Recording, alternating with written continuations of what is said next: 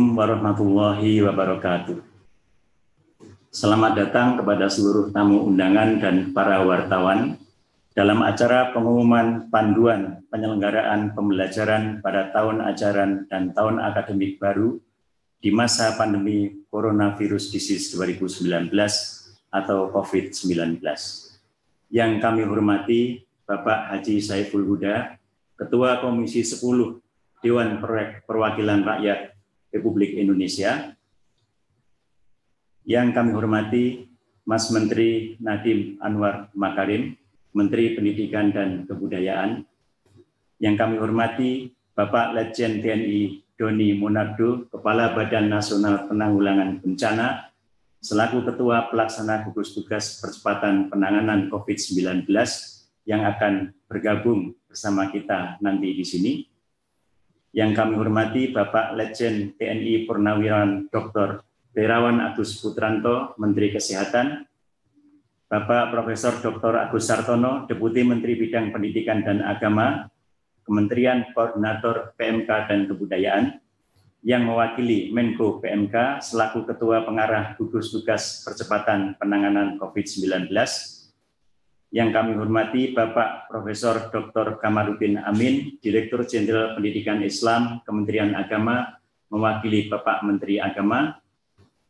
Yang kami hormati Bapak Eko Subowo, Dirjen Bina Administrasi Kewilayahan Kemendagri, mewakili Bapak Mendagri, para pimpinan dan anggota Komisi 10 DPR RI yang kami hormati.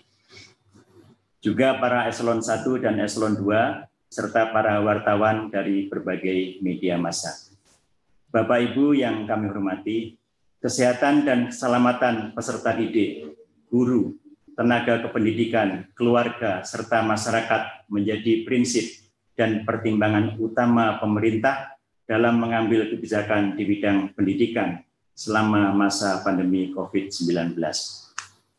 Bapak Presiden Joko Widodo menyampaikan arahan agar penerapan tatanan kebiasaan baru di sektor pendidikan perlu dipersiapkan dengan matang dan tanpa terburu-buru.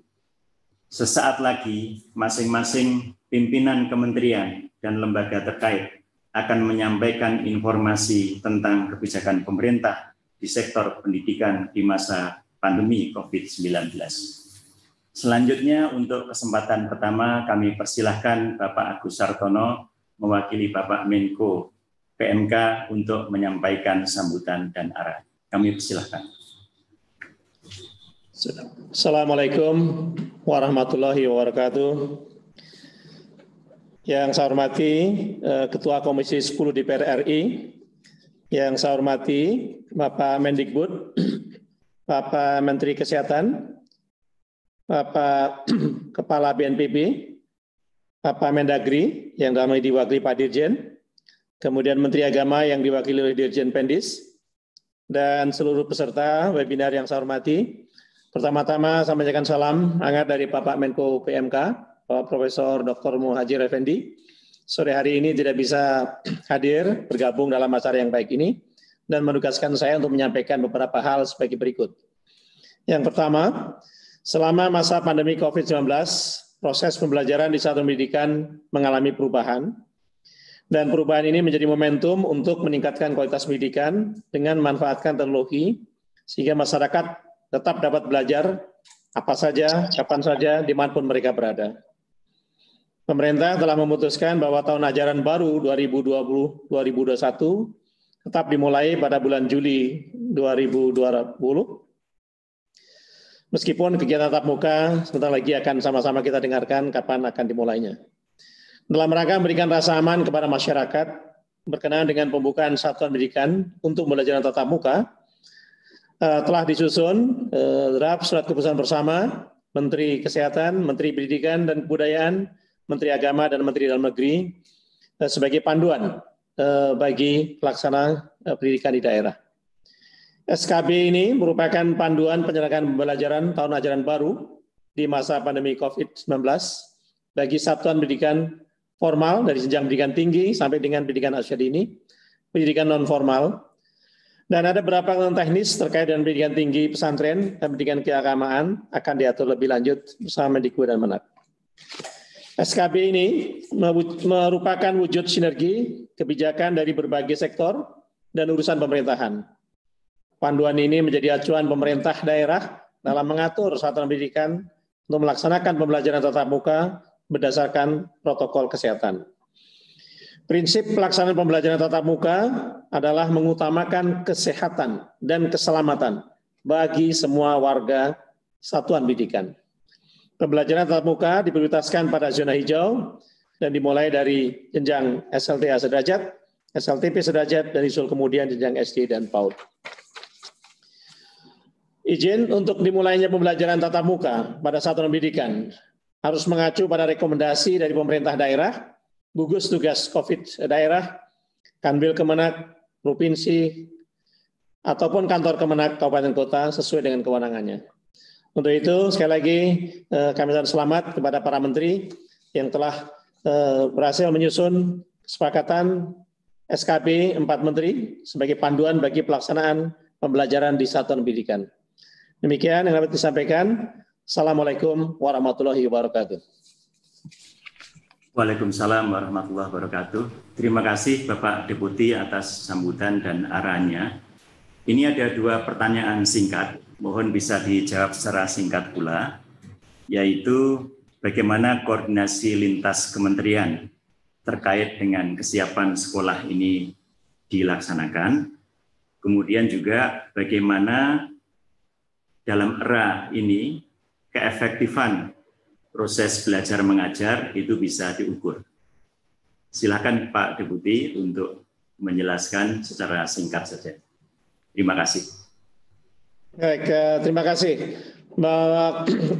Koordinasi lintas kementerian terkait dengan kapan pelaksanaan pembukaan sekolah dilaksanakan sudah dilakukan beberapa kali melalui berbagai rakor teknis antar kementerian, dan tidak hanya sekolah umum dan madrasah, tetapi kita juga membahas kesiapan pesantren, dan tidak hanya itu juga kita melibatkan stakeholder yang terlibat di situ. Jadi koordinasi dilakukan secara kontinu ya, dan tentu saja di DPR juga ini melibatkan Komisi 10 yang saat ini hadir Ketua Komisi 10, dan dalam waktu yang lain nanti Kementerian Agama akan koordinasi dengan Komisi 8 RI. Kemudian pertanyaan yang kedua boleh ditayangkan, Brian?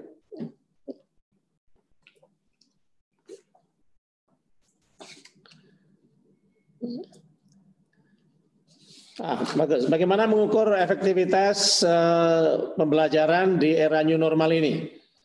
Nah, ini tentu kita akan bersama-sama dengan Kemdikbud dan Kemenak untuk mengukur efektivitas pembelajaran di era new normal ini.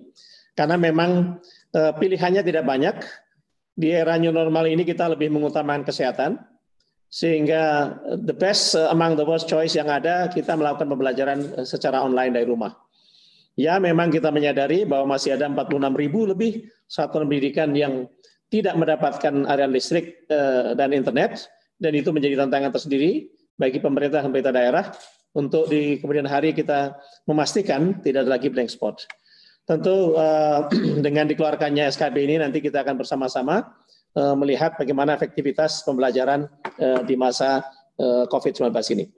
Demikian Pak Sekjen.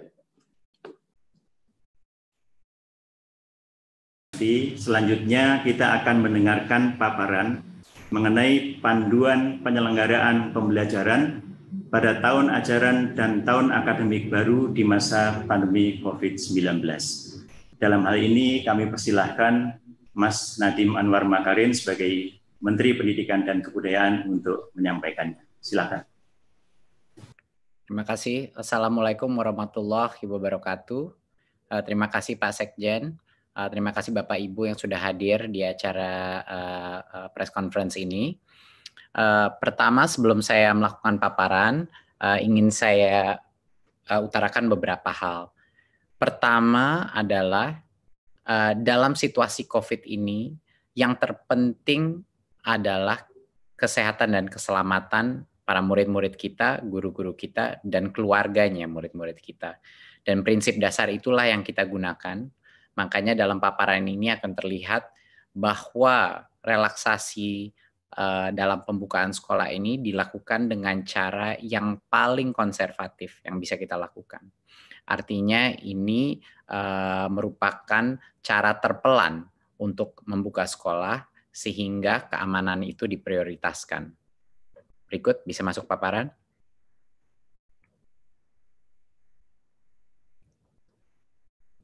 Ya, terima kasih. Berikutnya. Ya, prinsip utama di masa pandemi adalah kesehatan dan keselamatan itu nomor satu. Memang banyak yang dikorbankan dengan adanya sekolah ini belajar dari rumah, banyak yang mungkin tidak kualitas pembelajaran ada yang dikorbankan, dan juga kualitas daripada semua pembelajaran daring pun tidak semuanya sama dan banyak sekali yang mengalami kesulitan. Tetapi di masa pandemi ini di mana kita masih dalam krisis COVID-19, Kemendikbud mengambil sikap bahwa kesehatan dan keselamatan adalah yang utama. Dan itu akan terlihat dengan strategi kita ke depannya. Berikut. Ya, sekarang kita masuk kepada pendidikan anak usia dini, dasar, dan menengah. Rencana ke depannya. Seperti yang saya telah informasikan sebelumnya, tahun ajaran 2020 dan 2021 itu tidak berubah jadwalnya, tetap saja pada bulan Juli 2020, ya. Tapi jadwal itu tidak berdampak kepada metode apa pembelajaran yang ada, maupun daring ataupun tatap muka. Jadinya kami tidak mengubah kalender pembelajaran, tetapi kita telah mengambil keputusan di Kemendikbud untuk daerah dengan zona kuning, oranye, dan merah, yaitu zona-zona yang telah didesignasikan oleh gugus tugas yang punya resiko COVID dan penyebaran COVID, itu dilarang saat ini melakukan pembelajaran tatap muka di satuan pendidikan. Jadinya untuk zona-zona yang merah, kuning, dan oranye ini merepresentasikan pada saat ini 94% daripada peserta didik, ya, di pendidikan dini, dasar, dan menengah. 94% daripada peserta didik kita tidak diperkenankan untuk melakukan pembelajaran tatap muka. Jadinya masih belajar dari rumah. Ya. Yang 6% yaitu yang di zona hijau, itulah yang kami memperbolehkan pemerintah daerah untuk melakukan pembelajaran tatap muka tetapi dengan protokol yang sangat ketat, yang itu yang akan kita jelaskan. Jadi saya ulang lagi bahwa untuk saat ini karena hanya 6% daripada populasi peserta didik kita yang di zona hijau, hanya merekalah yang kita berikan persilakan untuk pemerintah daerah mengambil keputusan untuk melakukan sekolah dengan tatap muka. Sisanya yang 94% tidak diperkenankan, dilarang karena mereka masih ada resiko penyebaran COVID. Berikutnya. Jadi bagaimana kriteria kita untuk memulai pembelajaran tatap muka? Tentunya dari seperti yang saya paparkan tadi, pertama harus zona hijau, dan itu penetapannya ada di gugus tugas, dan nanti akan diperjelaskan juga dengan kepala gugus tugas apa yang dimaksudkan zona hijau, kuning, dan oranye. Jadi pertama, kabupaten kota itu harus zona hijau. Kedua, Pemda harus memberikan izin, jadi Pemdanya pun harus setuju. Dan yang ketiga, satuan pendidikan telah memenuhi, yaitu sekolahnya telah memenuhi semua checklist dan yang checklist daripada persiapan pembelajaran tatap muka. Pada saat ini semua tiga langkah pertama untuk kriteria pembukaan, sekolahnya boleh mulai pembelajaran tatap muka. Tapi ada satu lagi perizinan yang harus dipenuhi, yaitu orang tuanya murid pun harus setuju untuk anaknya mereka pergi ke sekolah pada saat itu. Jadinya misalnya zona itu sudah zona hijau. Pemda sudah mengizinkan. Dan satuan pendidikan itu sudah memenuhi checklist-nya. Sekolahnya boleh mulai pembelajaran tatap muka, tetapi tidak bisa memaksa murid yang orang tuanya tidak memperkenankan untuk pergi ke sekolah karena masih belum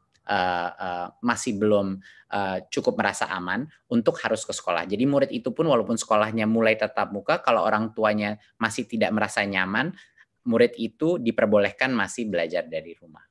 Jadi itu penting. Kita punya banyak sekali level persetujuan untuk anak atau peserta didik itu bisa masuk ke sekolah. Ya, sekali lagi ini hanya yang zona hijau yang merepresentasikan 6% daripada populasi peserta didik kita. Dan zona hijau ini bisa semakin besar, bisa semakin kecil, tergantung pada designasi daripada gugus tugas. Berikutnya.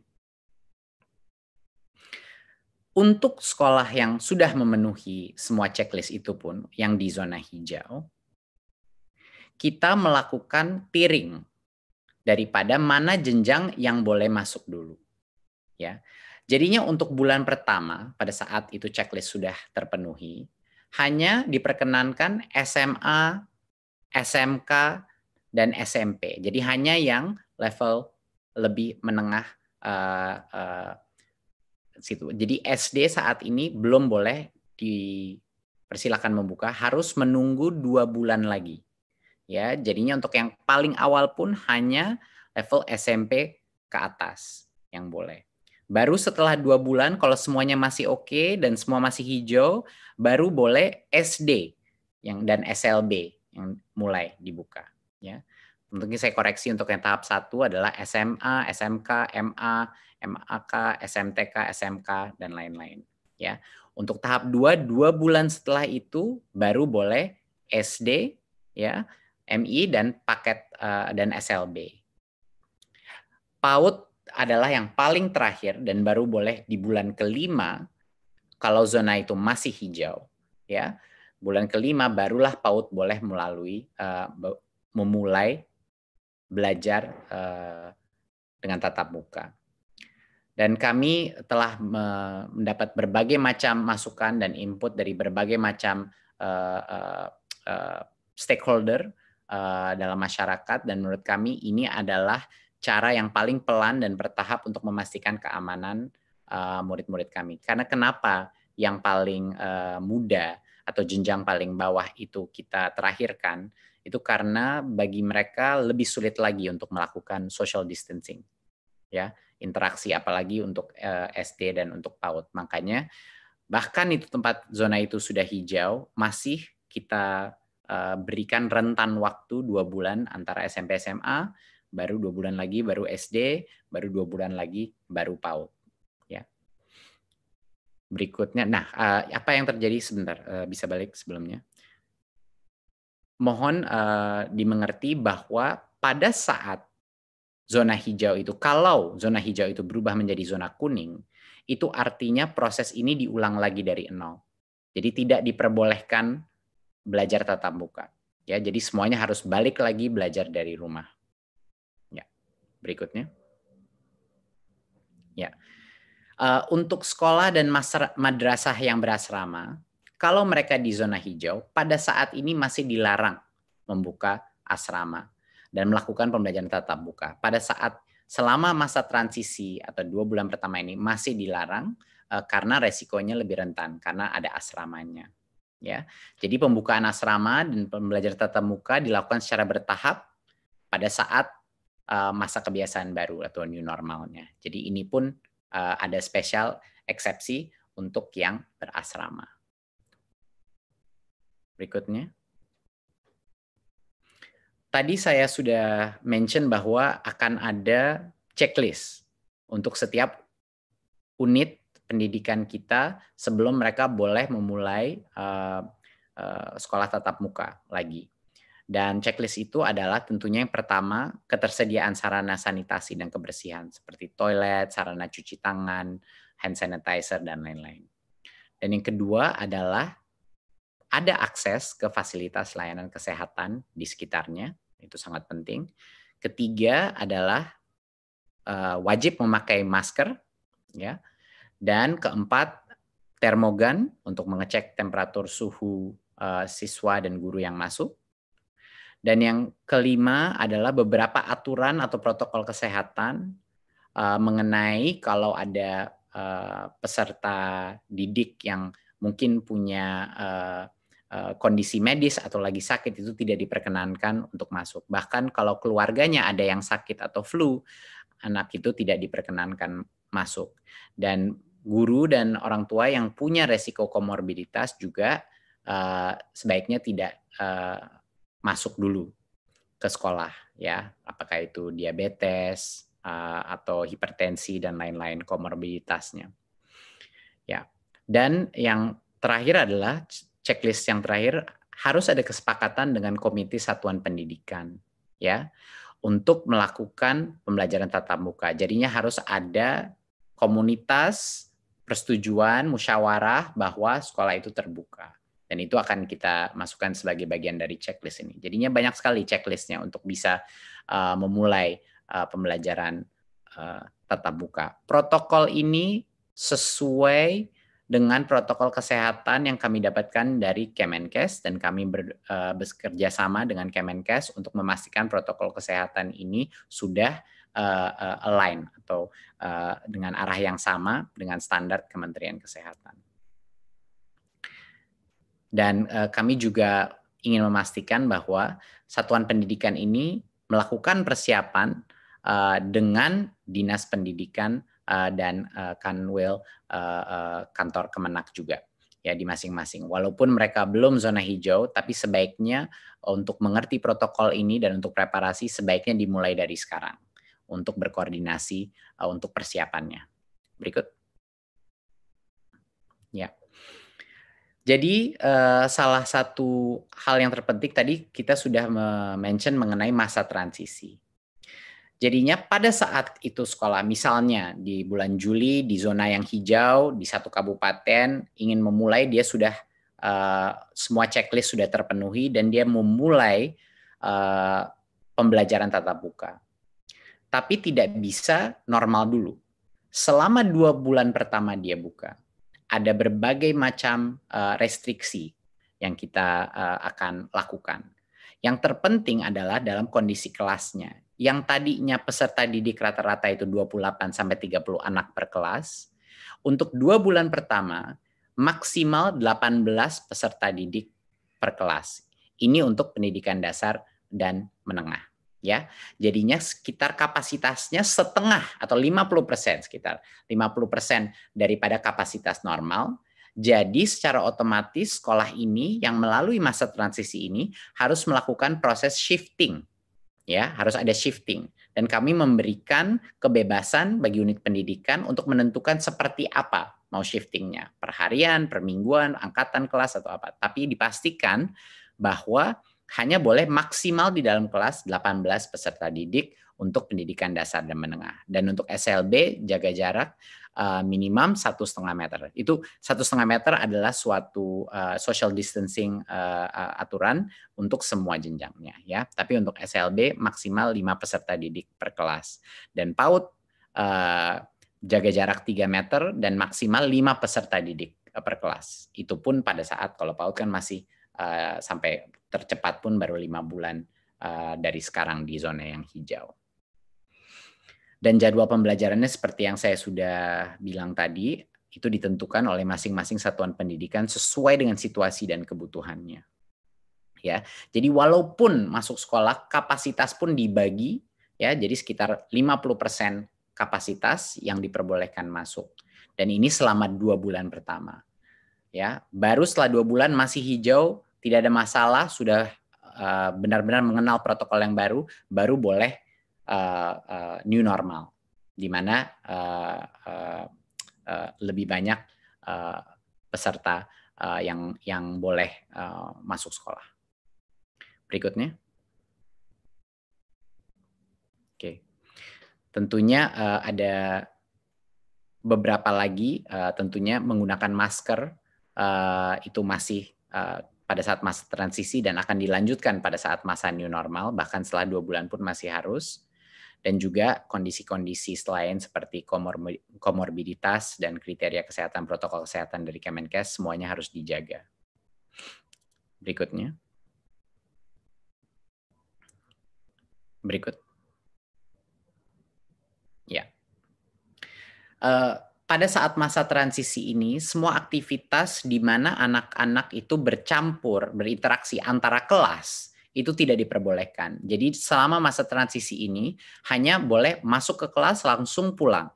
Jadinya aktivitas seperti kantin, di mana anak-anak dari berbagai macam kelas berkumpul, itu tidak diperkenankan selama 2 bulan pertama. Juga kegiatan olahraga dan ekstrakurikuler itu belum diperbolehkan selama masa transisi, ya.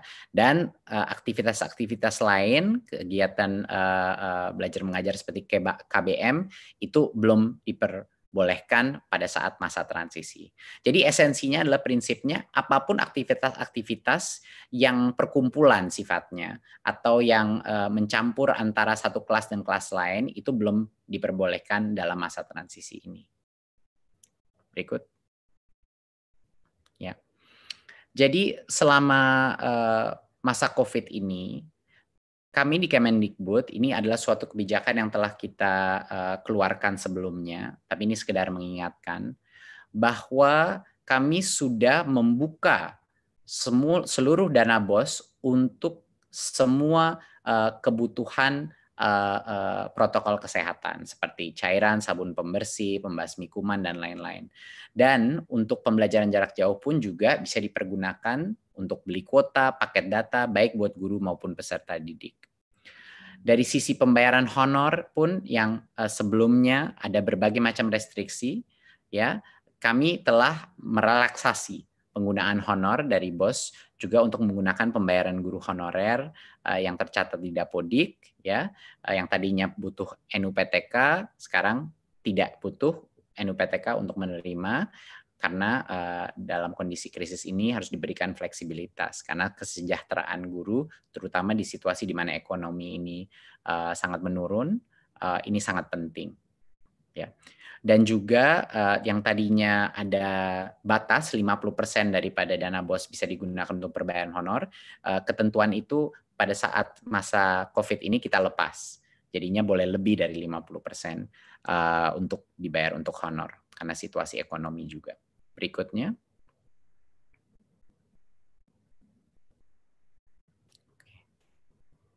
Ya. Ya, BOP PAUD juga sama. Ya, alokasinya bisa digunakan untuk berbagai macam pembelajaran jarak jauh maupun juga untuk protokol kesehatan. Sama juga yang tadinya honor itu hanya untuk transport pendidik, sekarang untuk pembiayaan honor pendidik bisa digunakan BOP PAUD sehingga lebih fleksibel, tidak hanya digunakan untuk transport, biaya transport pendidik. Dan yang sebelumnya persentase penggunaannya disekat-sekat, untuk masa krisis ini tentu besaran persentase per kategori itu dilonggarkan. Jadi tidak ada lagi diberikan sekat-sekat. Jadi sesuai dengan kebutuhan masing-masing PAUD yang ada. Jadi ini sekedar penekanan dari kami bahwa fleksibilitas penggunaan dana BOS itu bisa digunakan untuk melakukan masa transisi ini ya terhadap new normal. Dan itu sudah kita bebaskan bagi masing-masing kepala sekolah untuk menggunakan diskresinya untuk menjaga protokol kesehatan jika mereka sudah di zona hijau. Berikut.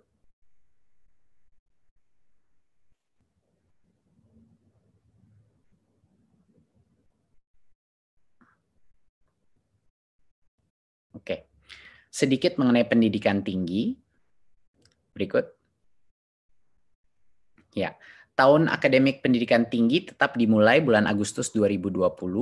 Ya, tetapi pembelajaran di perguruan tinggi di semua zona masih dilakukan secara daring, jadi masih online, belum belajar tatap muka, belum masuk. Dan alasannya adalah universitas juga punya potensi mengadopsi belajar jarak jauh lebih mudah daripada pendidikan menengah dan dasar. Jadinya untuk saat ini karena keselamatan adalah yang nomor satu, saat ini semua perguruan tinggi masih melakukan secara online sampai kalau ke depannya mungkin kebijakan yang berubah, tapi untuk saat ini belum berubah. Jadi masih melakukan secara daring, ya. Jadi itu adalah keputusan dari Kemendikbud pada saat ini.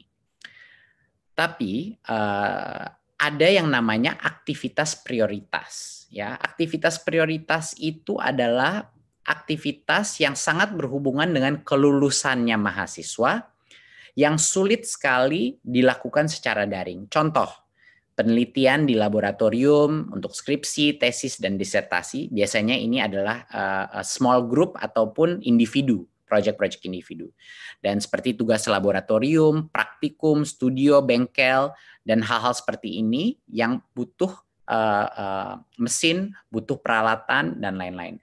Kalau ini aktivitas prioritas yang berdampak kepada kelulusan siswa, masing-masing pemimpin perguruan tinggi diperbolehkan untuk mengizinkan aktivitas mahasiswa datang ke kampus hanya untuk aktivitas prioritas itu yang berhubungan dengan kelulusannya.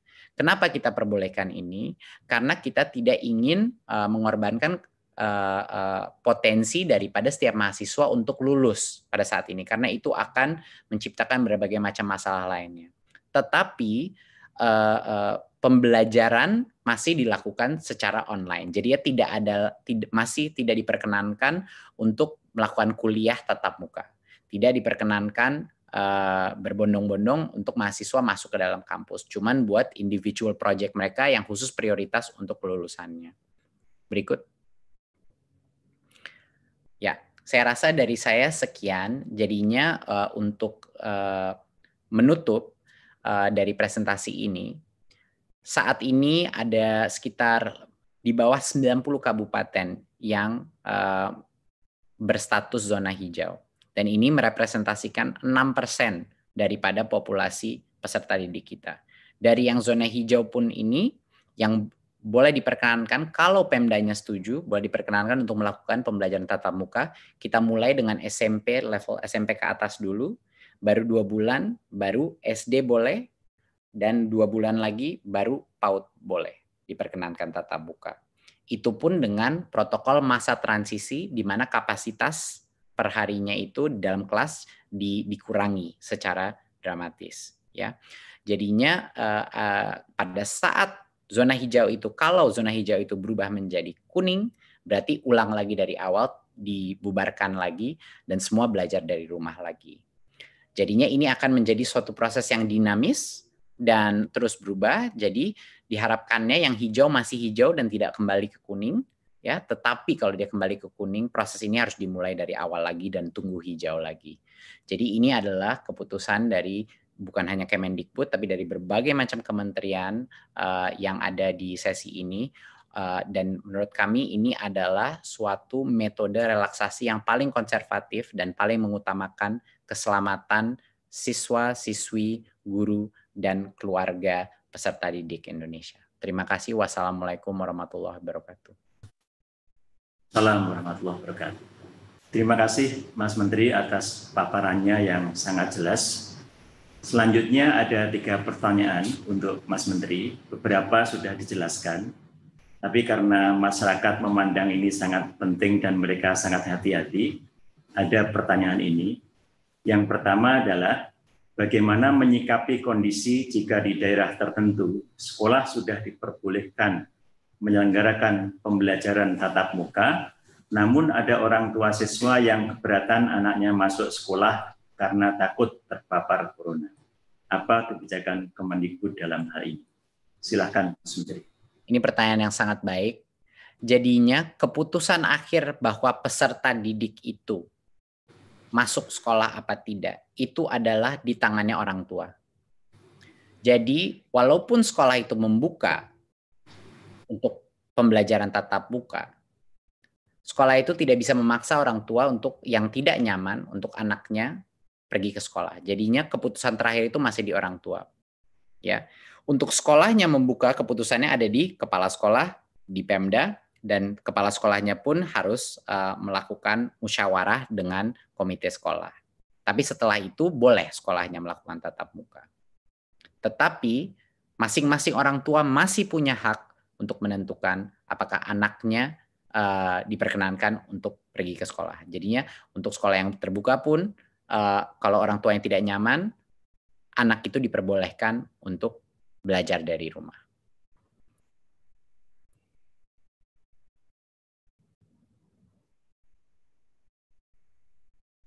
Di daerah zona hijau, apakah ada bantuan ke sekolah-sekolah untuk biaya menyiapkan sarana dan prasarana untuk melaksanakan protokol kesehatan, terutama di daerah yang kondisi perekonomian masyarakatnya menengah ke bawah? Ya. Seperti yang tadi sudah saya jelaskan, kita hampir ada 100% fleksibilitas dana BOS di masing-masing daerah yang bisa dipergunakan untuk mematuhi protokol kesehatan tersebut. Jadi itu sudah dibebaskan, dibikin 100% fleksibel bagi kepala sekolah untuk mengalokasikan dana anggaran BOS. Dan kami juga mengharapkan dari Kemendikbud dan semua pemerintah daerah juga mendukung dari sisi anggarannya untuk mendukung protokol kesehatan ini agar proses belajar tatap muka ini bisa terjadi. Jadi harapan ini adalah suatu inisiatif yang gotong royong antara pusat, daerah, dan berbagai macam lintas kementerian. Masih ada satu pertanyaan lagi, yang ketiga, yaitu banyak orang tua khawatir akan penularan COVID-19 sehingga meminta sekolah dibuka kembali pada bulan Desember 2020. Hal ini dikuatkan dengan rekomendasi Ikatan Dokter Anak Indonesia. Bagaimana tanggapan Kemendikbud? Silakan. Ya, terima kasih. Ini pertanyaan sangat baik. Ya, karena berbagai macam input yang telah kita dapatkan, itulah hasil kebijakan hari ini adalah makanya semakin jenjangnya semakin rendah, semakin jauh waktu pembukaannya. Makanya PAUD itu tercepat adalah mungkin 5 bulan dari sekarang. Itu pun untuk hanya yang zona hijau. Gitu. Jadinya ini benar-benar kami melalui proses karena kita menyadari bahwa protokol social distancing semakin jenjangnya semakin mudah akan semakin sulit untuk mengontrolnya. Bukan cuma buat pemerintah, bahkan di dalam bagi guru pun akan sangat sulit mengontrolnya, terutama buat PAUD ya. SD pun pasti juga tidak mudah. Jadinya kami ingin melakukan ini sepelan mungkin dengan tiering sistem seperti itu. Dan seperti yang sudah saya utarakan sebelumnya, bahkan yang tatap muka pun dengan kapasitas yang sangat di bawah normal. Jadinya semua sekolah yang memulai masa transisi harus melakukan shifting terhadap ini. Jadi harapannya dengan ini paling tidak untuk daerah-daerah di mana zonanya hijau mulai ada pembelajaran new normal yang terjadi, tapi pada saat situasi berubah menjadi lebih negatif itu kembali lagi kepada belajar dari rumah. Ya, tapi harapan saya dan harapan semuanya di Kemendikbud adalah semakin banyak daerah atau kabupaten yang menjadi hijau. Itu doa kami di Kemendikbud. Harapannya begitu. Tapi kami siap untuk semua senario. Terima kasih, Mas Menteri. Bapak Ibu yang saya hormati, selanjutnya kita akan mendengarkan tanggapan dari Bapak Dirjen Pendidikan Islam mewakili Bapak Menteri Agama mengenai kebijakan yang tadi telah disampaikan oleh Mas Menteri Pendidikan dan Kebudayaan. Kami persilahkan Bapak Komarudin Amin. Baik, bismillahirrahmanirrahim. Assalamualaikum warahmatullahi wabarakatuh. Mas Menteri yang saya hormati, Pak Menteri Kesehatan, Mendagri, Kepala BNPB, para pejabat eselon 1 yang hadir pada kesempatan ini secara virtual yang saya hormati. Pertama kami menyampaikan apresiasi yang setinggi-tingginya kepada Mas Menteri beserta seluruh jajarannya. Dia telah membuat sebuah kebijakan yang sangat penting ini menjadi panduan bagi penyelenggaraan pendidikan di Indonesia. Dan Kementerian Agama tentu menjadi bagian yang tidak terpisahkan, karena Kementerian Agama juga mengelola pendidikan mulai dari PAUD sampai perguruan tinggi, pendidikan formal dan juga non-formal bahkan informal. Oleh karena itu kami sepenuhnya mendukung dan setuju terhadap apa yang telah dipaparkan oleh Mas Menteri tadi. terkait dengan pendidikan madrasah khususnya, karena karakter pendidikan madrasah dan sekolah saya kira sama saja, tidak ada perbedaannya. Oleh karena itu kebijakan untuk pendidikan madrasah sama dengan kebijakan sekolah, karena ini juga hasil rumusan bersama, hasil diskusi panjang yang juga sangat intensif antara kita bersama, antara Kementerian Dikbud dan juga Kementerian Agama. Oleh karena itu kami fully support terhadap kebijakan ini. Namun demikian terkait dengan pendidikan di luar madrasah dan sekolah, kita masih memiliki pendidikan pesantren dan juga pendidikan keagamaan yang nanti secara khusus akan disampaikan oleh Menteri Agama, mudah-mudahan 1-2 hari ke depan, ya mungkin tidak persis sama, tetapi kira-kira intinya kurang lebih sama, ingin menjaga atau mengutamakan kesehatan dan keamanan para siswa.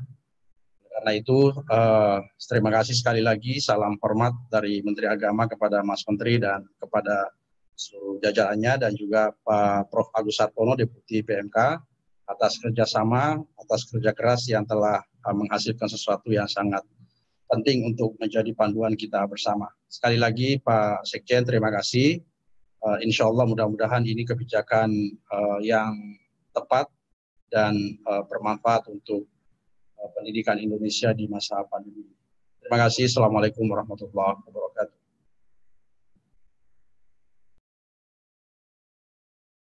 Pak Dirjen atas tanggapan dan dukungannya. Kemudian karena memang masyarakat melihat kebijakan ini sangat penting, ada 2 pertanyaan untuk Bapak Dirjen atau Kementerian Agama. Satu adalah bagaimana teknis pelaksanaan protokol kesehatan di pesantren maupun madrasah, dan bagaimana kesiapan dalam memasuki tahun ajaran baru 2020. Silakan Pak Dirjen. Ya, terkait dengan pesantren, sekali lagi saya sampaikan bahwa akan disampaikan secara resmi oleh Bapak Menteri Agama 1-2 hari ke depan, insya Allah. Dan sebelumnya saya kira saya perlu menyampaikan bahwa pesantren kita memang ada yang memulangkan santrinya dan ada yang tidak memulangkan santrinya, yang berada di pondok pesantren yang jumlahnya juga sangat signifikan, sehingga mereka tentu tetap melaksanakan pembelajaran sekarang ini, tetapi protokol kesehatan harus dilaksanakan. Oleh karena itu kami tetap melaksanakan pendidikan di pesantren bagi mereka yang sudah berada di pesantren dan tidak memulangkan santrinya. Terkait dengan pendidikan madrasah, saya kira sama persis dengan apa yang tadi disampaikan, dipaparkan oleh Pak Menteri, bahwa protokol kesehatan harus menjadi prioritas utama kita. Dan juga harus mendapat dukungan dari Pemda tentunya, dari gugus COVID. Ya tentu filosofinya saya kira adalah agar Pemda, gugus COVID juga menjadi bagian yang turut mengawasi, turut mengontrol, dan turut bersama-sama, termasuk Kementerian Kesehatan juga tentu kita harapkan dukungannya bukan hanya secara moral, tapi juga bisa membantu mengontrol, mengawasi pelaksanaan protokol kesehatan di lembaga pendidikan seperti madrasah. Jika seandainya madrasah menjalankan atau menyelenggarakan pendidikan yang berada di zona hijau, seperti yang disampaikan oleh Pak Menteri tadi. Demikian Pak Sekjen.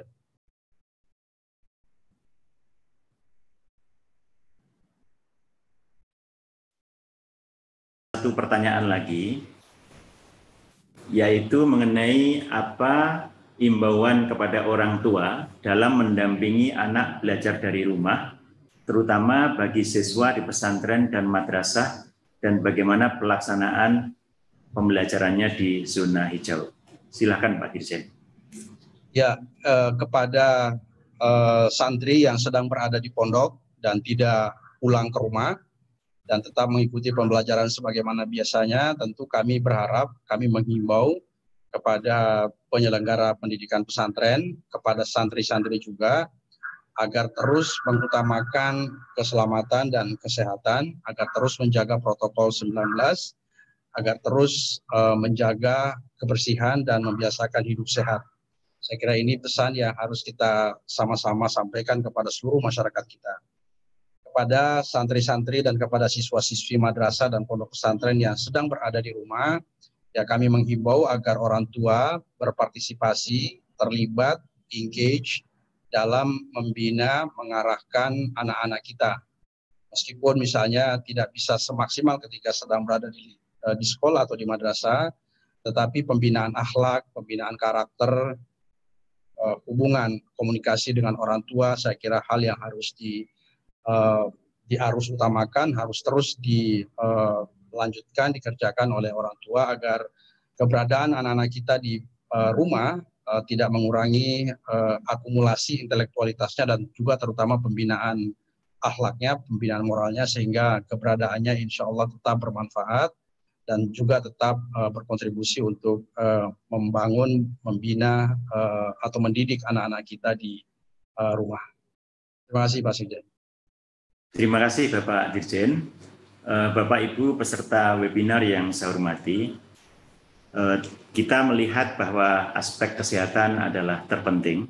Oleh karena itu berikutnya kita akan mendengarkan penjelasan dan arahan dari Bapak Menteri Kesehatan.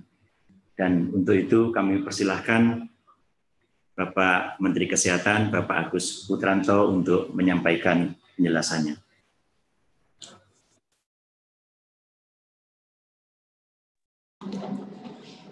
Assalamualaikum warahmatullahi wabarakatuh. Waalaikumsalam warahmatullahi wabarakatuh. Selamat sore, salam sejahtera buat kita semua. Salam, Om Swastiastu, Namo Buddhaya, salam kebajikan. Yang saya hormati Bapak Menko maupun yang mewakili para menteri dan juga yang hadir pada pertemuan pada kali ini. Kementerian Kesehatan bersama-sama dengan kementerian lain sudah membuat protokol-protokol dan khususnya bersama Menteri Pendidikan dan Menteri Agama, kami secara teknis dan secara konsultatif sudah membuat protokolnya. Dan dari Kementerian Kesehatan akan menyiapkan sarana prasarana kesehatan, fasilitas pelayanan kesehatan, baik itu khususnya puskesmas dan sarana kesehatan di sekitar sekolah untuk bisa melakukan pendampingan, promotif preventif, dan juga di dalam konsultatif memonitor kegiatan sekolah. Itu akan kami lakukan terus-menerus dan mudah-mudahan prioritas untuk keselamatan dan kesehatan dari para murid bisa berjalan dengan baik, kegiatan belajar mengajar bisa berjalan dengan lancar, dan itu adalah harapan kami semua. Itu yang bisa kami lakukan dan kami akan terus support dan dukung apa yang sudah dicanangkan oleh Menteri Pendidikan dan Kebudayaan maupun Kementerian Agama. Sekian dan terima kasih. Wassalamualaikum warahmatullahi wabarakatuh. Terima kasih Bapak Menteri Kesehatan atas arahan dan dukungannya. Kemudian ada dua pertanyaan untuk Bapak Menteri Kesehatan. Yang pertama adalah bagaimana tanggapan terkait kasus sekolah buka lagi, namun ada beberapa anak yang justru terinfeksi COVID-19, dan bagaimana dukungan Kementerian Kesehatan dalam memastikan agar sekolah tetap menjadi lingkungan yang sehat. Silakan Bapak Menteri. Terima kasih atas pertanyaan yang begitu baik. Kalau ada kasus positif di sekolah, maka otomatis Puskesmas dan Dinas Kesehatan Kabupaten Kota akan berkoordinasi dengan sekolah tersebut untuk menjaga agar tidak terjadi penyebaran lebih lanjut. Dan aktivitas sekolah akan dihentikan dulu sementara dan juga terus dilakukan tracing pada anak yang sakit tersebut. Dan tracing itu bisa ditelusuri dari lingkungan anak tersebut maupun juga di lingkungan sekolahnya. Dan untuk sekolah nanti di kemudian hari dibuka atau tidak, nanti mengikuti prosedur tatanan tata kelola yang sudah ditetapkan oleh tadi Menteri Pendidikan dan Kebudayaan. Kami akan terus memantau sehingga sekolah itu betul-betul menjadi hijau, tidak ada kasus lagi, dan bisa dibuka sehingga berjalannya pendidikan bisa lancar, namun keselamatan dan kesehatan para murid menjadi prioritas utama kami. Terima kasih. Terima kasih Bapak Menteri Kesehatan. Ini masih ada satu pertanyaan lagi, yaitu jika sekolah dibuka di daerah zona hijau, apakah ada bantuan dari Kementerian Kesehatan ke sekolah-sekolah dalam melaksanakan protokol kesehatan? Silakan. Kami di dalam dukungan terhadap protokol kesehatan jelas melalui fasilitas pelayanan kesehatan di sekitar sekolah yang kami surati dan kami himbau atau kami perintahkan untuk bisa melakukan pendampingan terhadap sekolah-sekolah yang buka, melakukan promotif dan preventif, sehingga kegiatan belajar mengajar di sekolah tersebut dipastikan berlangsung dengan aman, lancar, sehat, dan selamat. Itu yang bisa kami lakukan. Terima kasih.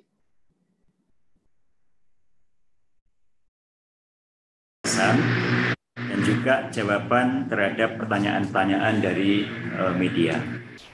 Bapak Ibu yang saya hormati, selanjutnya kita akan mendengarkan penjelasan dan tanggapan dari Menteri Dalam Negeri yang dalam hal ini akan diwakili oleh Bapak Dirjen Administrasi Kewilayahan Kementerian Dalam Negeri.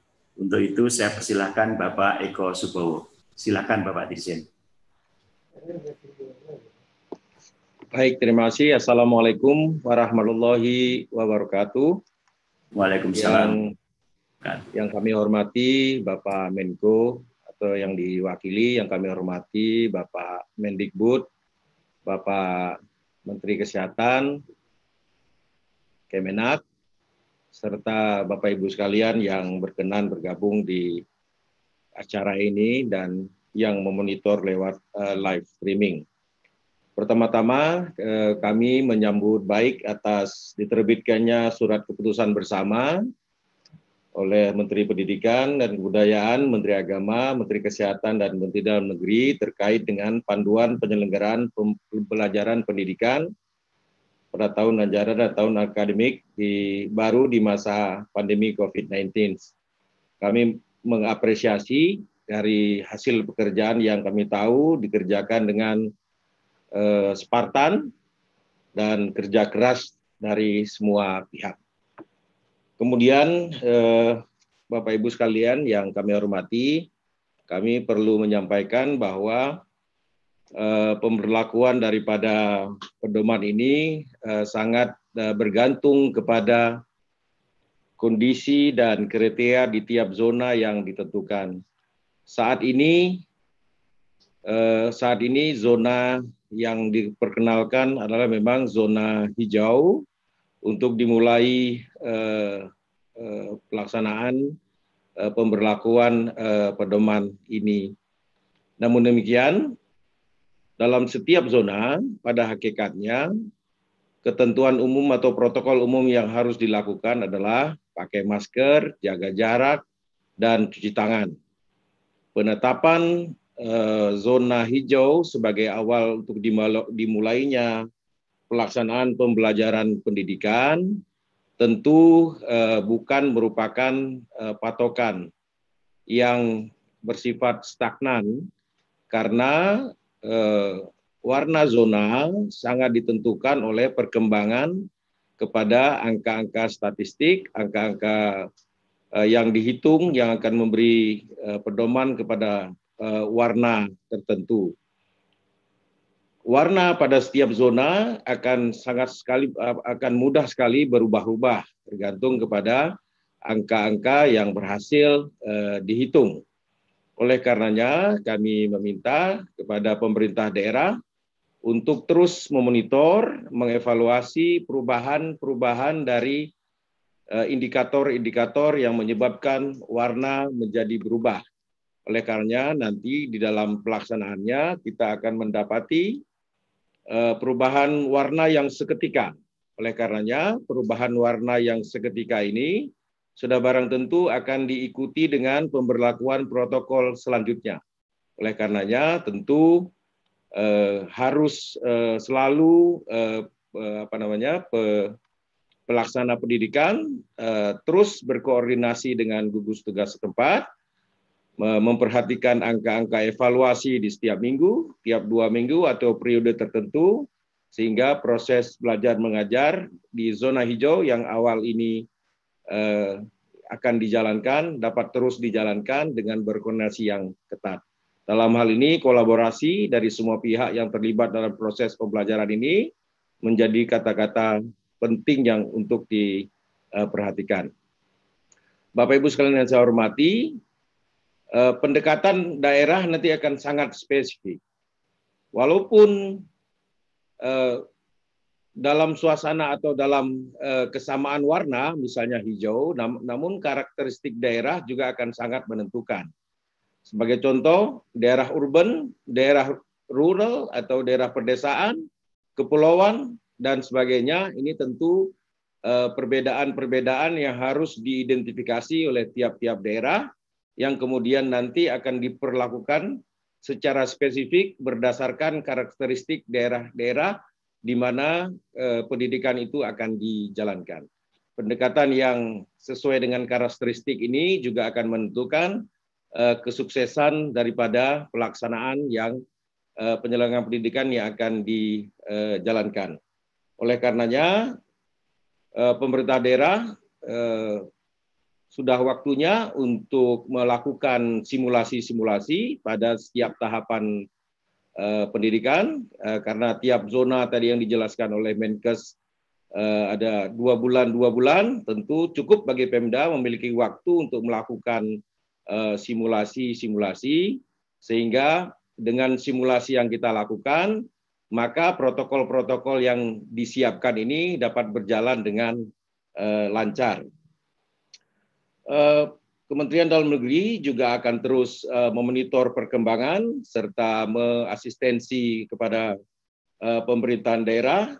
Kalau tadi sudah dijelaskan oleh baik Menkes maupun Menteri Pendidikan bahwa dana BOS akan direlaksasi, demikian pula nanti pemerintah daerah juga akan diasistensi oleh Kementerian Dalam Negeri untuk juga tetap mengasistensi pelaksanaan belajar mengajar ini dengan anggaran yang juga fleksibel, di mana di daerah kita kenal juga memiliki belanja tak terduga yang dapat digunakan secara fleksibel untuk mensupport proses belajar mengajar di daerah. Karena protokol ini adalah baru bagi kita semua, tentu perkembangan setiap hari harus kita catat, harus kita monitor, harus kita antisipasi, dan harus kita respons. Kita akan memperoleh pelajaran setiap hari dari kejadian pandemi ini, dan pelajaran hari ini atau kejadian hari ini menjadi bahan belajar untuk kita buat besoknya. Oleh karenanya, perubahan yang kita hadapi ini kiranya dapat membuat proses belajar menjadi terkoreksi setiap hari mengikuti perkembangan yang terjadi. Oleh karenanya perkembangan yang cepat harus bisa diantisipasi oleh pemerintah daerah, terutama juga oleh penyelenggara pendidikan di tiap-tiap daerah. Bapak Ibu sekalian yang kami hormati, untuk menutup tanggapan ini kami akan menyampaikan seperti puisi, ya, untuk mengapresiasi kerja bersama ini, yaitu anak usia dini cenderung tidak mengetahui, anak usia tinggi kadang tidak peduli. Sosialisasi menjadi kata kunci. Ketidaktahuan membahayakan diri, ketidakpedulian membahayakan orang lain. Pengaturan telah kita beri, namun tetap butuh asistensi. Konsultasi bisa dilakukan setiap hari. Kalau tidak percaya diri, tentu jangan memaksa diri. Semuanya membutuhkan kata kunci, yaitu kolaborasi. Mungkin kita tidak akan bisa berlari, tapi paling tidak kita tidak pernah berhenti. Terima kasih. Assalamualaikum warahmatullahi wabarakatuh. Waalaikumsalam warahmatullahi wabarakatuh. Terima kasih Bapak Dirjen atas tanggapan, dukungan, dan penjelasannya, serta khususnya terhadap pantun yang dibacakan. Selanjutnya ada 2 pertanyaan untuk Bapak jelaskan. Pertama adalah bagaimana skenario untuk memastikan protokol kesehatan dapat berjalan baik dengan melibatkan agen masyarakat seperti Posyandu, dan bagaimana koordinasi pemerintah pusat dan daerah dalam memastikan protokol kesehatan ini diterapkan. Silakan Bapak Dirjen. Baik. Yang pertama, kami akan meminta seluruh komponen yang ada di masyarakat, bukan saja komponen formal yang ada di penyelenggaraan pemerintahan, tapi juga lembaga-lembaga non-formal untuk bekerja sama dalam rangka memonitoring proses belajar mengajar di masa pandemi ini. Kita akan meminta Posyandu untuk bekerja, kemudian juga ada UKS untuk bekerja, kami juga akan nanti meminta kepada PKK untuk membantu, termasuk juga Dharma Wanita, kita akan juga membantu, serta bekerja sama dengan seluruh relawan yang saat ini sudah terdaftar banyak sekali untuk membantu di sektor pendidikan. Untuk penegakannya juga kami nanti akan memerintahkan kepada Satuan Polisi Pamung Praja untuk terus memberikan penegakan hukum, serta sektor-sektor lain yang memungkinkan membantu dalam proses belajar ini. Kami akan membuka hotline di Kementerian Dalam Negeri untuk menjawab soal-soal yang akan dikemukakan oleh pemerintahan daerah, sehingga soal-soal yang ada di pemerintahan daerah ini tidak tersimpan lama, tapi langsung mendapat respon yang cepat, sehingga pembelajaran menjadi tidak terganggu. Kira-kira demikian. Terima kasih Bapak Dirjen.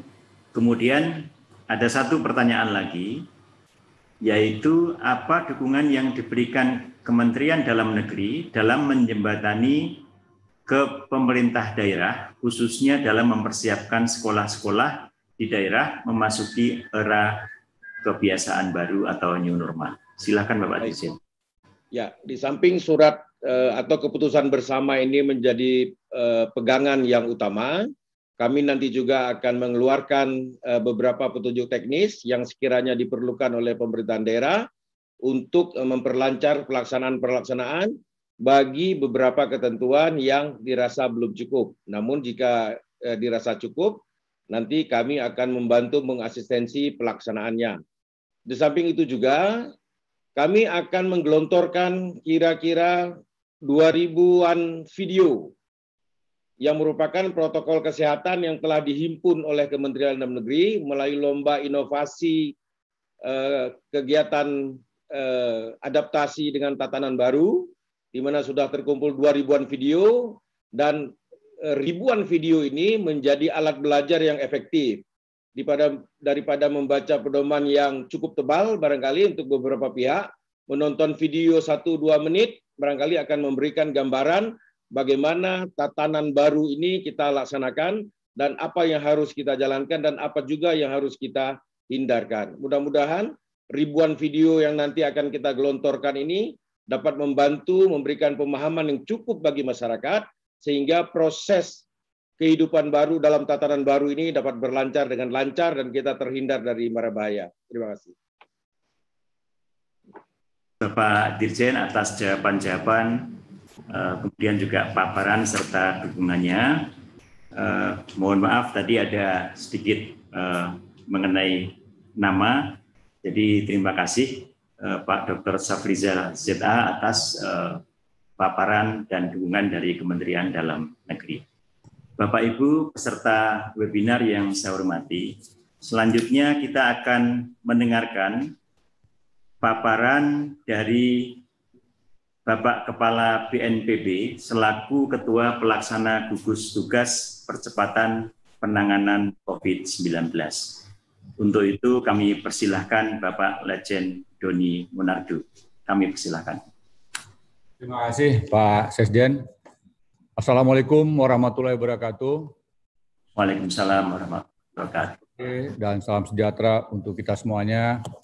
Menjelang maghrib, kami langsung saja. Yang saya hormati Pak Menteri Pendidikan dan Kebudayaan, Bapak Menteri Kesehatan, Pak Sekjen, dan yang mewakili kementerian dan lembaga. Tadi sudah sangat panjang lebar dan sangat detail yang disampaikan oleh Bapak Menteri Nadiem Makarim. Dan menurut kami dari gugus tugas, langkah-langkah yang telah disiapkan oleh Kementerian Pendidikan dan Kebudayaan adalah sebuah langkah yang selama ini memang menjadi penekanan Bapak Presiden Jokowi, yaitu harus penuh kehati-hatian. Dan semuanya harus diperhitungkan dengan seksama, dengan kematangan yang sangat komprehensif, sehingga kita bisa mengantisipasi segala risiko yang mungkin akan ditimbulkan. Kami pada dasarnya sudah sangat sependapat dengan langkah-langkah yang telah disusun oleh Kementerian Pendidikan dan Kebudayaan. Dan tentunya ini tidak bisa kerja secara satu dua kelembagaan, tetapi butuh kerjasama dengan semua komponen baik pusat maupun daerah. Oleh karenanya, gugus tugas bersama dengan Kementerian Kesehatan akan senantiasa memberikan informasi baik kepada pemerintah provinsi, kabupaten, kota, termasuk juga dengan kementerian lembaga yang lain, sehingga perkembangan-perkembangan yang terjadi di daerah akan senantiasa bisa kita pantau. Nah, tadi sudah disampaikan oleh Bapak Safrizal dari Kementerian Dalam Negeri tentang aturan dalam menilai atau memberikan kriteria warna. Ya, jadi ada 3 bidang yang harus kita nilai dan ini sudah menjadi persyaratan dari WHO dan juga sudah disetujui oleh perwakilan dari seluruh provinsi, terutama dari Dinas Kesehatan Provinsi, termasuk juga dari pakar epidemiologi, dari perguruan tinggi, dari pengamat, dan khususnya dari Kementerian Kesehatan, yaitu harus memenuhi dasar-dasar epidemiologi, kemudian juga memenuhi data surveillance kesehatan masyarakat, dan juga tentunya sistem pelayanan kesehatan.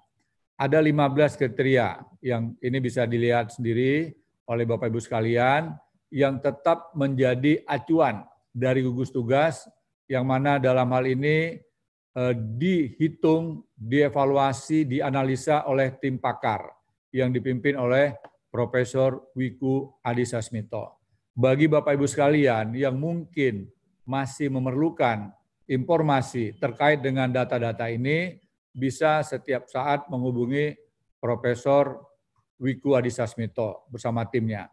Kemudian 15 kriteria ini nantinya akan ditemukan angkanya, sehingga tiap-tiap angka ini akan mencerminkan warnanya. Ya, kalau risikonya tinggi, berarti angkanya rendah. Artinya apa? Tidak atau belum memenuhinya semua persyaratan yang diharapkan, baik oleh WHO maupun dari Kementerian Kesehatan. Kemudian ada zona risiko sedang yang warnanya orange. Ya, kemudian zona risiko rendah warnanya kuning, dan zona tidak terdampak. Nah, bisa saja warna ini mengalami perubahan setiap saat, tergantung dari perkembangan dan dinamika yang terjadi. Untuk zona hijau, sejauh ini kita katakan tidak ada dampak.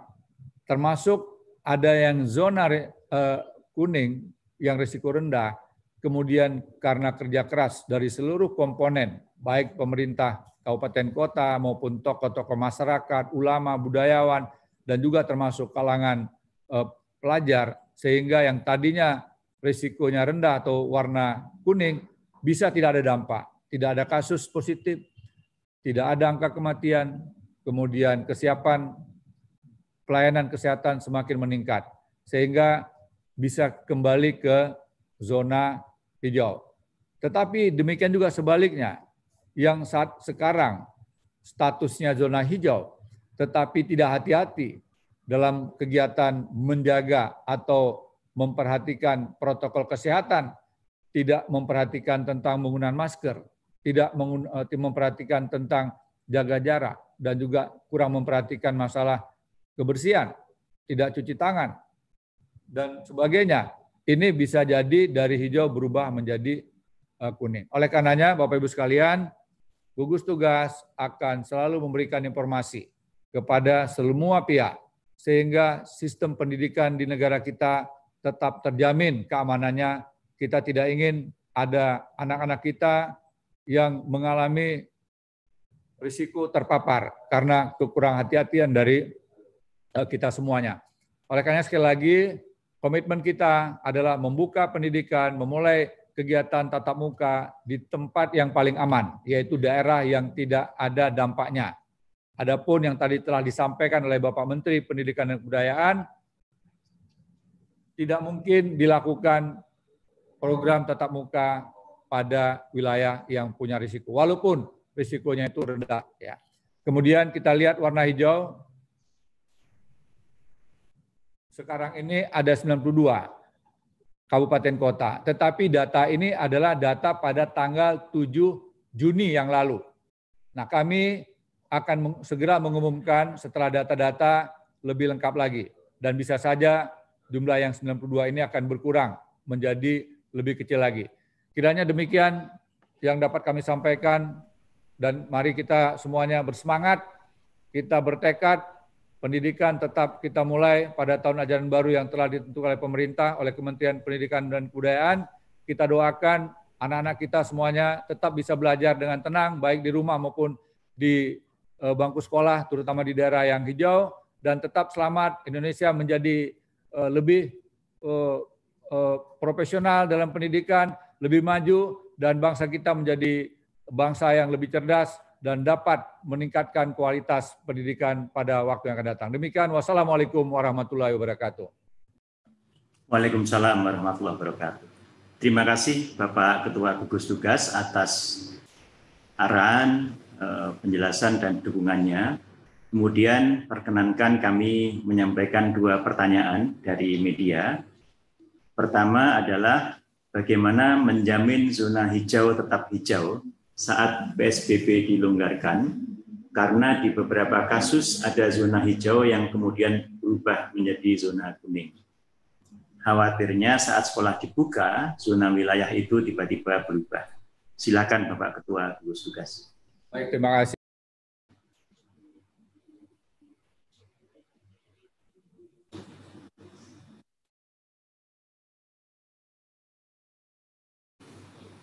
Mute ya. Dan ini perlu kita berikan apresiasi. Mudah-mudahan jumlah 92 ini tidak berkurang menjadi lebih rendah lagi. Ini bukan kerja 1-2 pihak, tetapi ini kerja bersama, gotong royong. Selama seluruh masyarakat bisa meningkatkan disiplin untuk taat kepada protokol kesehatan, maka zona hijau akan tetap bertahan. Tetapi manakala upaya-upaya untuk meningkatkan disiplin mengalami pengendoran, bisa jadi zona hijau berubah menjadi zona kuning. Sekali lagi, Pak Sesgen, potensi untuk kembali ke zona dari kuning ke hijau pun bukanlah pekerjaan yang mudah. Oleh karenanya, kerja keras, kemudian kerjasama sangat penting. Kunci dari keberhasilan untuk mempertahankan zona hijau adalah yang pertama disiplin kepada protokol kesehatan, yang kedua disiplin kepada protokol kesehatan, dan yang ketiga disiplin kepada protokol kesehatan. Demikian Pak Sekjen.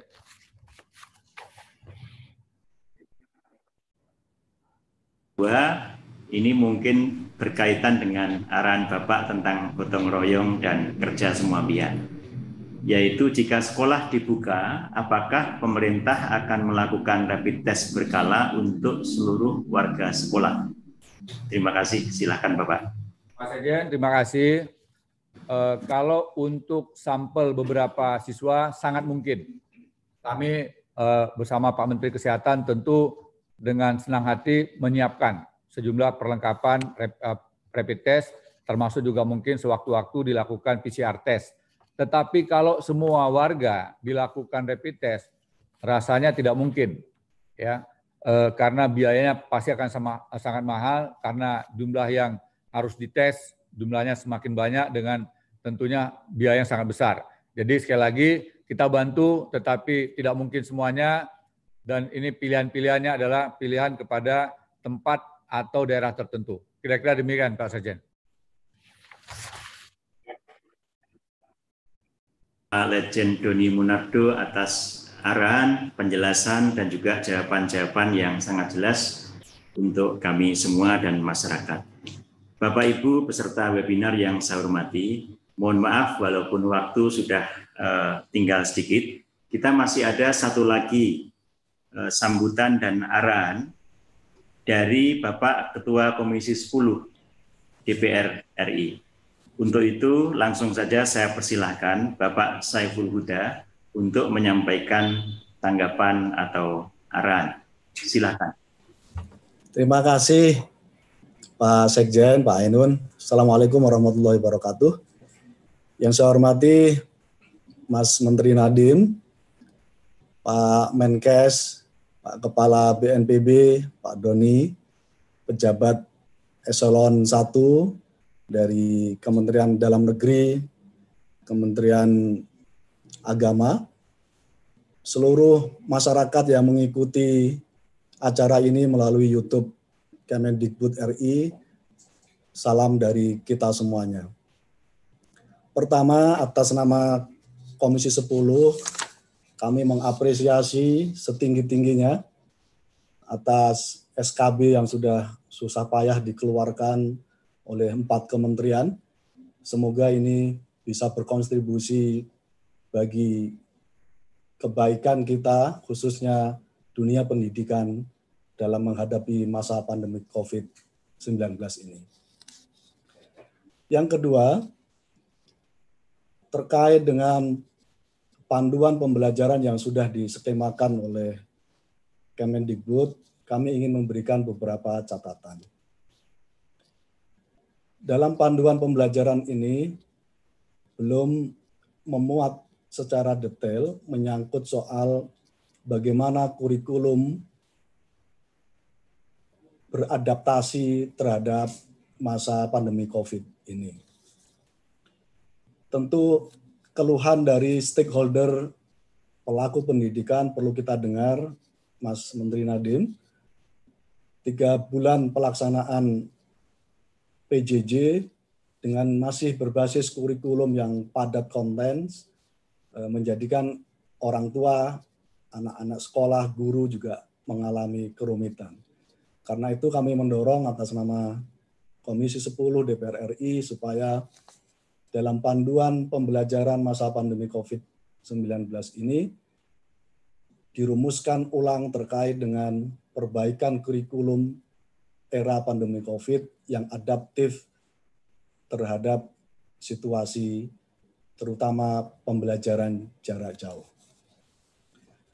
Catatan yang ketiga yang ingin kami sampaikan, yang kedua, mohon maaf, menyangkut soal kami mohon dipastikan oleh Kemendikbud penambahan kuota PIP dan KIP kuliah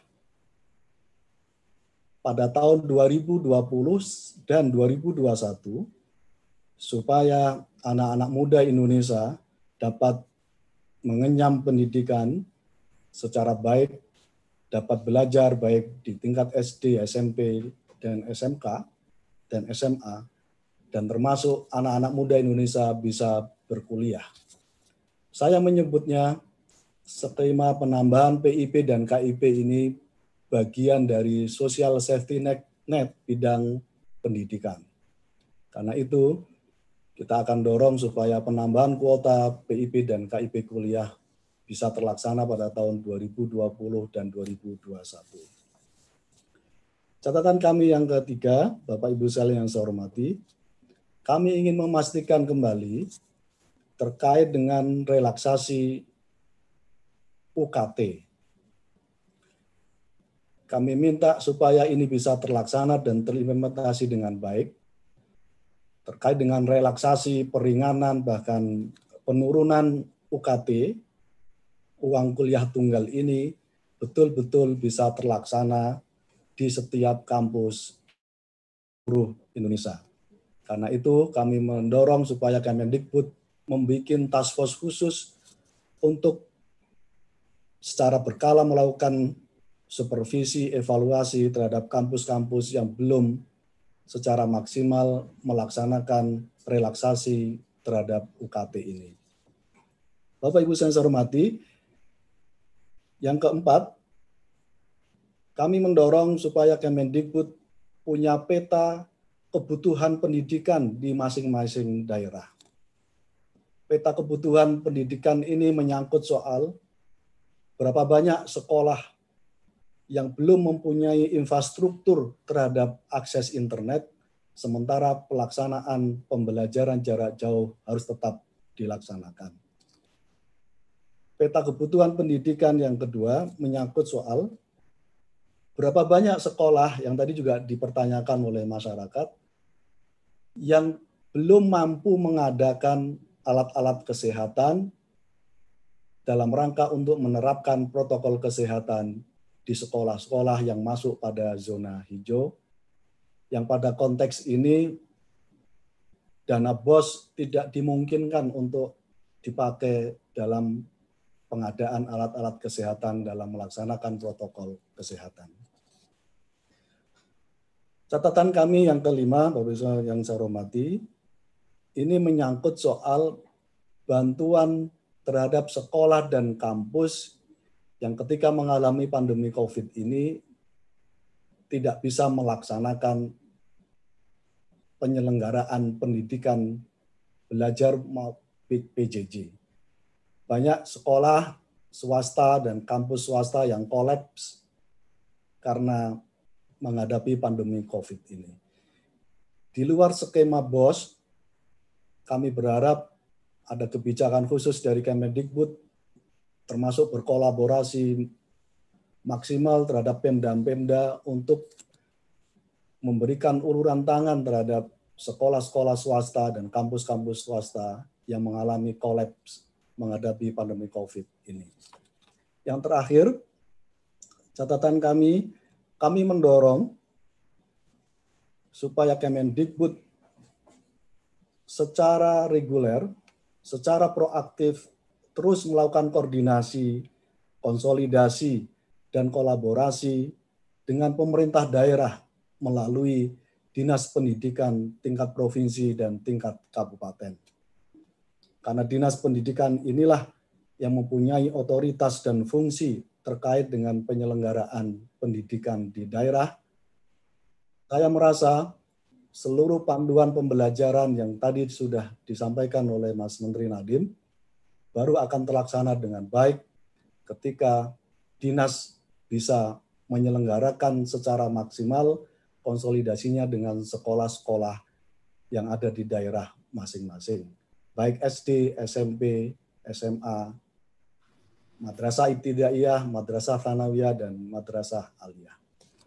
Demikian Bapak Ibu sekalian yang bisa kami sampaikan. Sekali lagi, semoga catatan dari Komisi 10 DPR RI ini menjadi bagian dari utuh dari panduan pembelajaran di masa-masa yang akan datang.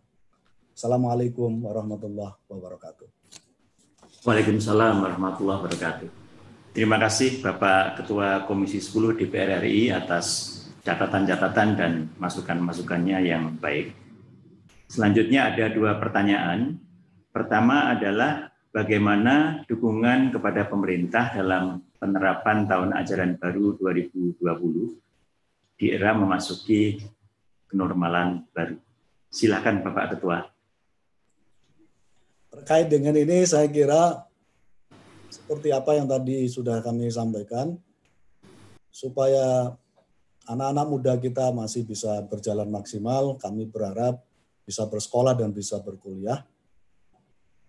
Program PIP dan KIP kuliah supaya bisa diakses sebanyak-banyaknya untuk anak-anak Indonesia.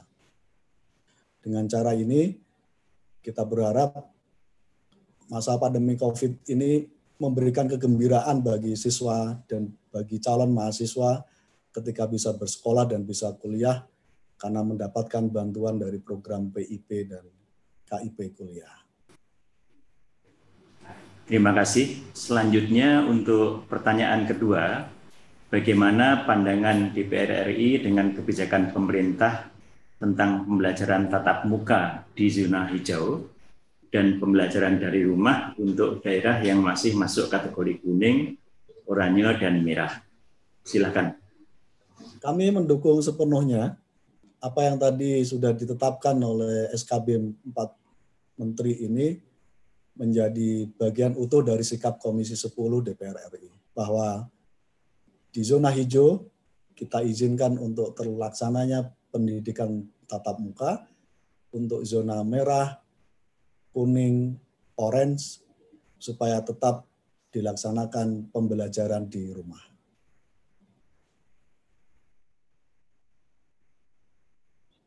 Pak Saiful Huda atas masukan-masukannya dan juga jawaban-jawaban terhadap pertanyaan dari masyarakat. Bapak-bapak dan ibu-ibu peserta webinar yang saya hormati, dengan demikian kita telah menyelesaikan semua acara. Kami menyampaikan terima kasih kepada bapak-bapak narasumber, bapak-bapak menteri, Ketua Komisi 10 dan Ketua Gugus Tugas Percepatan Penanganan COVID-19 atas semua arahan mengenai masalah pembelajaran di era kebiasaan baru ini. Semoga kita semua sehat dan segera dapat menyelesaikan masalah COVID-19. Terima kasih. Apabila ada yang kurang dan khilaf dalam membawakan acara ini, saya mohon maaf. Wassalamualaikum warahmatullahi wabarakatuh.